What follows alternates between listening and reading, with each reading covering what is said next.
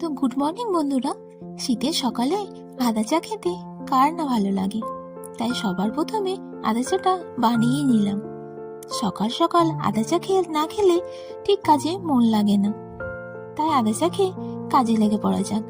আজকে সকালে ব্রেকফাস্টে ছিল গরম গরম মোমো, আর তারপর যদি হয় ঘরে বানানো তাহলে তো আর কোনো কথাই নেই। চলুন তাহলে মোমোটা ঝটপট বানিয়ে ফেলি। এইভাবে 3-4 লেয়ার মোমো বানিয়ে ঝটপট স্নান করে পুজোটা সেরিয়ে নিলাম। যদিও বা ছিল এটা ভেজ মোমো, আর আজ সকালে ওয়েদারটা ছিল খুব সুন্দর, তাই সকাল সকাল ছাদে গিয়ে 5 মিনিট না বসে আসতে ইচ্ছা করলো না।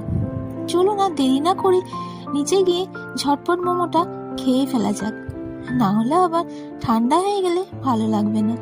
ভিডিওটা যদি ভালো লেগে থাকে প্লিজ একটা লাইক করে দেবেন। মোমোটা কিন্তু ভালোই হয়েছিল।